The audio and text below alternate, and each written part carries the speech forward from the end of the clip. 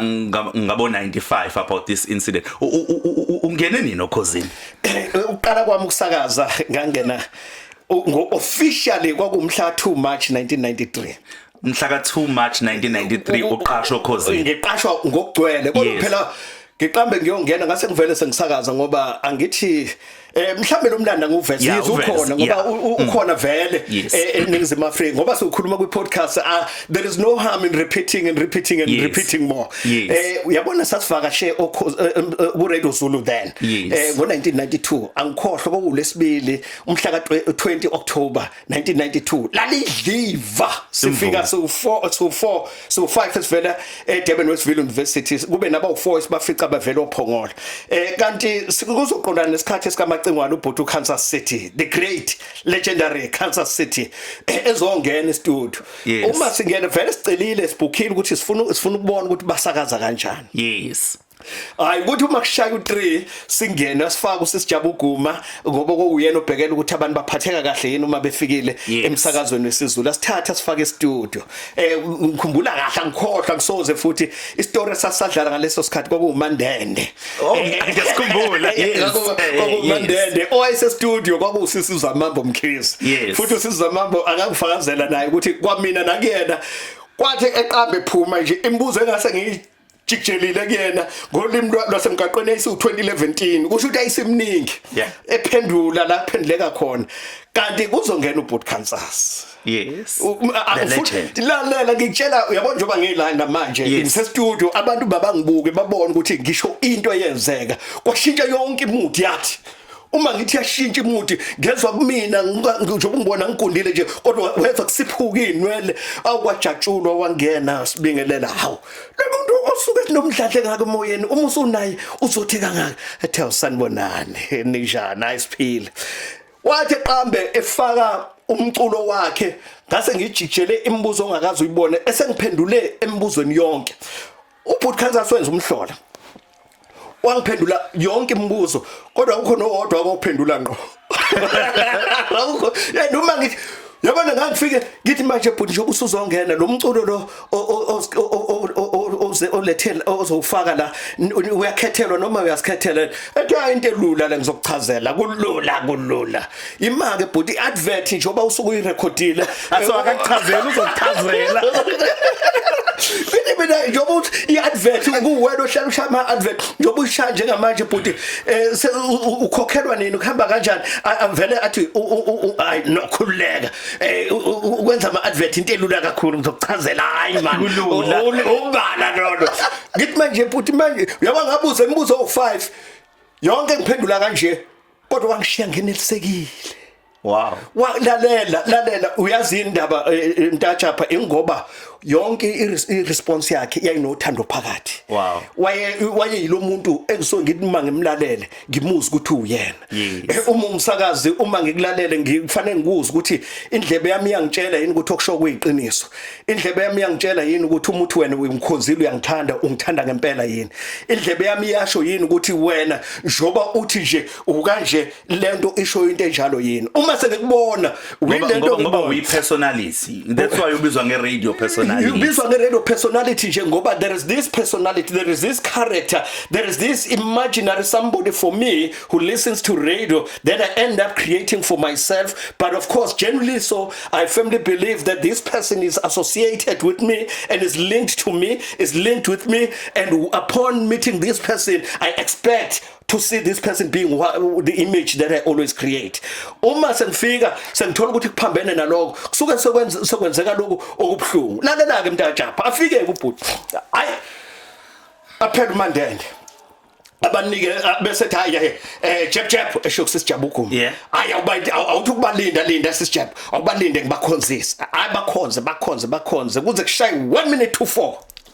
Uma kushaya 1 minute to 4 ebese ubhuti Kansas Jep ngiyazi ukuthi kufanele uhambe kodwa Jep ngisacela nje ke ulinda kuphela indaba nje ngizosala sengifaka lo kwakuyimini kuphela kubantu abawu9 wayesesela. Wow. 10 ezinje 5 past 4 azange asayina semarket wadlala ibika le ndaba wasethi hayi man wena awungene la awase ngifaka ngapha hayi man manje awungene la ngangena mntajapha uma ngena wasethi hayi man wena khona into engiyibona mina ukube kwangathiwa yimina ake ngibingelele akakasho ukuthi angikhonze wathi akulinganisa ukusakaza wangathini mina ngangasho ukuthi ujama kaSilwane uKansas City le komgwempisi kobani wena wangathini azange saqeda wangena ngathi uMandla kaMalakwane nomfana wale kohlakhulu eyibambe eNingizimu Afrika eMpumalanga eNtshonalanga enyakatho eNingizimu kubo bonke abantu kwabancane abadala ogogo omkhulu omama ubaba bafowethu odadewethu amabhunga amatshitshi osisobhuti amakhehle izalukazi abasazokhula nabangakafiki kulomhlaba kwathi baphila kwathiwa yibo laba ngathi basobho nandodende lapha ekhaya nje uba ukhona njengamanje luzosho uphuthu ngoba usengenile uMandla kaMalakwane azange ngisaqeda wathi ubhuti Kansas sinomsakazi la wapress ibutton angazi liphi elibhek sekubaba umbathe ustation manager wathi hey baba wahamba umsebenzi la baba wahamba umsebenzi la baba hayi kwakhona e-studio ubaba Richard Siluma ubaba Richie S wafsana wathi I said you have got a broadcaster here kwakulesibili mhla ka20 fast forward ngomhla ka29 kuJanuary 1993 kwakulesihlanu sengizwa ngabantu beza kumina ecampusini uyakufuna uKansas emoyeni uyakufuna uKansas uthi nje ababona uMandla Malakwane bamtshele amthinte hayi ngathi kulungile ngizoya ngomsombuluko uma ngifika ngomsombuluko reception ngifika lapha ko France Shabane ko Elias Gumede ko Chris Gumede bavele bangiphatha kamnandi bangixhumanisa naye kanti usenkantini ayisikhuluma ngithi hayi uMandla uMalakwane awu ula ayike thatha lezi inamba ungishayele kanje ngizokuthi ungishayele kule yesibili ntambama ngifone hayi ngimthole sixoxe nje ukuthi ngakusasa amemeze emoyeni Mandla Malakwane ngithinte kule number yesibili kulezi ezintathu engikunika zona ntambama uma ngiphuma ngimshayele uma ngiqeda nje kumshayela usethi imake manje lapha kade ngithi ngoba ngikubuzile phela emsakazweni mina ngesikhathi usemoyeni ukuthi ungakwazi ukufunda umlando wabaculi njalo ngo-3 uthe ungakwazi kodwa manje abaphathi lapho babombatha uHawumbatha bathi bafisa umuntu ozongena ngo12 ebusuku kuya past 5 ungakwazi ukungena ebusuku awukwazi ungafunda ngifundela opportunity mina ngezwe kuthiwa uma ufuna kuba umsakazi kufanele ufundele ube uthisha ngangenza prepared bachelor of pedagogics ngifundela ukuthi ngizoba uthisha so ngalesikhathi ufundela ukuba uthisha ngifundela ukuba uthisha ufuna ukuyovaya kwa education ufundise kodwa inhloso yakho ukungena emsakazweni wakusho njalo uthi kufanele kube udlulile ebuthisheleni ngoba inkolelo eyikhona ukuthi uyakwazi ukukhuluma nabantu uyakwazi ama characteristics nama qualities okuma phambi kwabantu uyakwazi ukuba ne control in terms of what you have to say uyakwazi ukuba nokuningi okwaziyo ukuthi personality yomuntu idevelopa kanjani ngalo ndlela noma bekukhuluma nabantu bazobe bekulalela so uma esesho njalo kusho ukuthi lento iyakhathela iyakhathela into ebezokuthatha iminyaka ukuthi ugcine uyitholile le opportunity kuneminyaka esisusiwe ngolimi lesilungu bathi it was simply truncated it was just abbreviated and abridged in a very short space of time umesho njalo lesibili uthi bhuti no nje umfana wami ungakwazi kodwa hayi bhuti ngakwazi kuleso sikhathi ngisho ngenza honors degree eWestville ngigraduate assistant kwisizulwini ngiyafundisa ngithutha kweAfrikaans ngiyafundisa ukusho ukuthi nginemsebenzi emithathu engiyenza kanye sekhona lokaFo ozongena hayi ngabuza ukuthi ngifike nini wathi ayifika ngomsombuluko mfana nomlanga ngo12 izobe ngo12 ilokho nje ama auditions guess what at 7:30 ekseni ngathi ngihlele reception emsakazweni ngidla insuthi ungafuna ukwenza iphutha no 11:30 aqhamuke athi uma ngena bese sikhuluma ngithi hayi bhuti uMandla Malakwane wajabula wayaphezulu wabuya wasetlalela ke sokuzokwenziwa ama auditions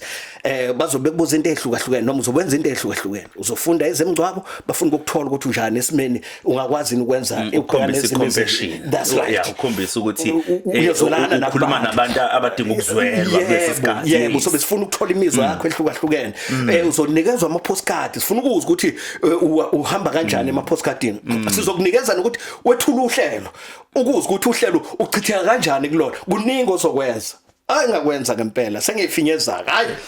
ngikhumbula kahle angeke ngize ngikhohlwe kukhona baba Joshua Mlaba kukhona baba Magaya Idlele kukhona umfundisi uZulu angisazi uba no ka4 hayi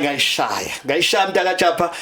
uma sengiyidabulile ngisemva kombhobho abakusho sengiphumile babusana bathi obaba Mlaba hayi asazi mandla ngoba nibaningi ngoba ngathi bezama ukuthi bangakwenzi ube ne overconfidence and that's right engikwazi ukuthi angazi noma sasilako 14 noma kobani lesasikaze size kuma auditions come Friday podcast samemezele emoyeni mandla mala kwalapho khona ngithinte ngakhishwa ku lecture theatre ngaphuma kwathi uyadinga ukhansasa ngangifona what you have got a job my son wow be here tomorrow ntambama social nawe top 20 so angiyabona ukuthi mina ngomhla ka 29 ubengidinga ngomhla ka 2 which was Monday ku February ngomgqibelo ebusuku ngomgqibelo ebusuku then Monday ngomhla ka 2 February sengikuyena Friday wa February useyasho ukuthi sengiqashiwe ngomgqibelo senginayo e-studio kusukela lapho okuwukuthi mina kahle hle kwakufanele ngiqale ngomhla ka 2 ku March kodwa ngesikhathi ngiqala usuku lokuqala lwami official ngase ngihlala ngedwa deskini wow ngoba wayeseke engithathe through benobhutisema umkhwanazi no Sijula somkhondo wezela umuntu akamnisi aphumule ngokuthula nabo bonke ngoba kwakwabantu ababemnene ababazi ukuthi uma ufika umusha udinga ukusekelwa uxhaswe ngapha nangapha ukuze uzokwazi ukuvuka so iqhamuka lapho ke ukusukela lapho ke angizange ngisamake mntaka Japha angizange ngisabheke emuva ngoba ngalowo nyaka ngikhumbula ukuthi ngoMarch kwathi ngoAugust kwakunomsakazo ovelele okhosini ngomunye wabantu abakonyeliswa ngoba ngaba unumber 4 kubasakazi ku DJ of the year competition ku Radio Zulu ngathi uma ngabe ngiba unumber 4 baba uHambatha ngikhomelisa ngendondo wathi ngegalelo lakho ekusakazeni uhlelo uvuka mawulele ebusuku ngoba sakwazi sino Cool Cat nether Cool Cat Gumbi ukususa i-listenership la sayithatha sayibeka la at the time kwathi ama ends figures aphuma alandela lapho atshengisa ukuthi sasuka safinyelela ko 880,000 ebusuku okuthi uma 880,000 ezinye zeyitesho uthola ukuthi even during their prime time slot akwazi ukufinyelela la akwazi ngathola leyo ndondo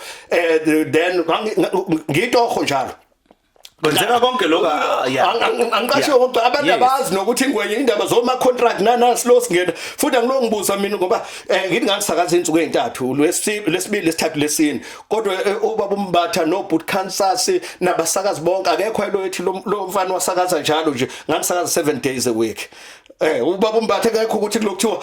uyabona nje wathi nese studio boot Kansas ethi ndlindlela animthintela nimbona khona kaphuthume la studio bona ngabantu bengena